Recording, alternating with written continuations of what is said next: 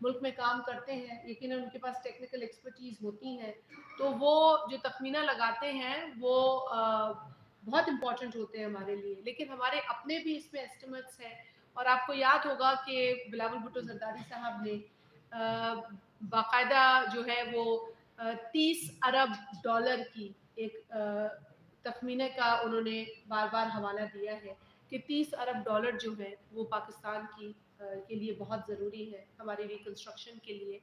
और इसके बाद वर्ल्ड बैंक ने भी और मुख्तलिफ एजेंसीज ने 40 अरब डॉलर्स का भी फिगर दिया है।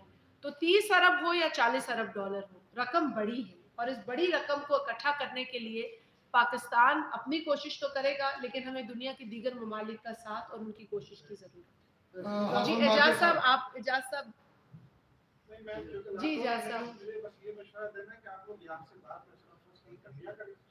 यहाँ ये अगर जिसको चाहते हैं उसको सवाल मिलता है, जिसको नहीं चाहते उसको सवाल। एजाज साहब आप सवाल करें तो फिर जी आफर माजिद साहब, ये बताइएगा गुनी साहब, आपने जिक्र किया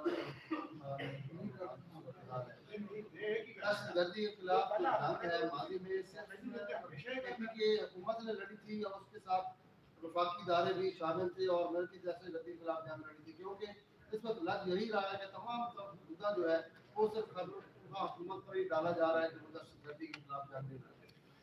देखिए, माजी में जो जंग हुई थी वो तमाम स्टेक होल्डर्स से मिलकर लड़ी थी। उसमें वफाकी हुकूमत थी, उसमें सूबाई हुकूमत थी, उसमें हमारे वहाँ के शहरी थे। आपको थोड़ा सा मैं अगर याद दिलाऊं कि पार्लियामेंट में एक करारदाद पास हुई थी जब वो कह रहे थे कि वहाँ पर हम निज़ाम अदल रेगुलेशन बनाएंगे। हमने वो रेगुलेशन जब पास किया, उन्होंने कहा हम पार्लियामेंट के रेगुलेशन बनाएंगे। उसके बाद लोगों ने और पॉलिटिशियंस ने, पोलिटिकल फोर्सेज ने सिक्योरिटी फोर्सेज को सपोर्ट किया और उन्होंने वहाँ पे ऑपरेशन किया, हम अमन।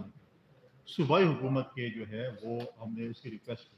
आज सूबाई हुकूमत मान ही नहीं रही कि हमें जो है वहाँ पे बदल दिया। तो देखिए, स्वात का एक रिकॉर्ड नकल मकानी हुई थी और हमें वापस जो है लोगों को जो है वो वापस वहाँ पर जो है हमने बहाल किया, वहाँ पर जो हमने दोबारा उनके घर आबाद किए।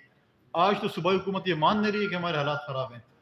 अगर वो रिक्वेस्ट करेगी तो कब फेडरल गवर्नमेंट चाहेगी, वफाकी हुकूमत चाहेगी कि हम अपने पाकिस्तान में, अपने सूबों में, अपने इलाकों में अमन कायम न करें।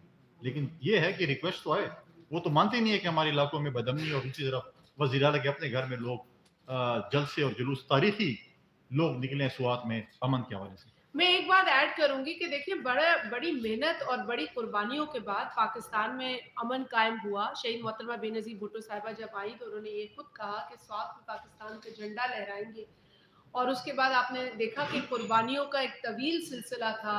लोगों ने नकल मकानी की, लोगों ने बड़ी कुर्बानी दी। और आसिफ अली जरदारी साहब जब सदर थे तो वो कहते थे कि पाकिस्तान के लिए इन लोगों ने कुर्बानी दी है, ये अजीम पाकिस्तानी।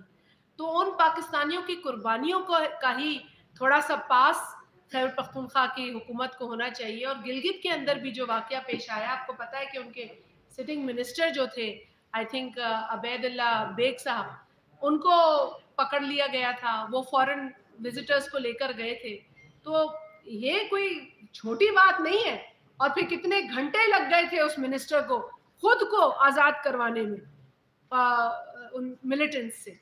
तो कहने का मकसद ये है कि ये हम कोई तनकीद इसलिए नहीं करते कि वहाँ जो हुकूमत है, जिस जमात की हुकूमत है, वो हमारी जमात की या इस हुकूमत के खिलाफ।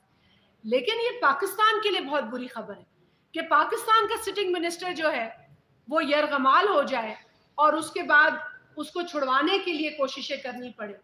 वो जिन फॉरेनर्स को ले गया वो तो कहानी पीछे रह गई, लेकिन मिनिस्टर खुद जो है वो पकड़ा गया। तो ये परसेप्शन वाइज बुरी खबर है और पाकिस्तान की सिक्योरिटी के लिए बुरी खबर है। और इसीलिए खैबर पख्तूनख्वा को अपने जो एफर्ट्स हैं वो लेने पड़ेंगे। उस हुकूमत को जिम्मेदारी कबूल करनी पड़ेगी और जिम्मेदारी का मुजाहरा करना पड़ेगा। अगर यही किसी और सूबे के अंदर हो तो पीटीआई वो पहली जमात है जो खड़ी हो जाएगी बगैर सोचे समझे। हम तो ऐसी तनकीद करते भी नहीं है जिसका सर पैर ना हो, वो तो सर पैर के बगैर तनकीद करते हैं। तो क्योंकि और फिर बात तो सही है ना कि सोशल मीडिया और दीगर कैंपेन्स के लिए भी पता नहीं कहाँ से कौन कौन सी फॉरेन फंडिंग से वो पैसे लाते हैं। भाई हमारे पास ऐसे पैसे नहीं है। हम बात भी सच्ची करते हैं, विद एविडेंस करते हैं और बिला वजह किसी की पकड़ी नहीं उछालते।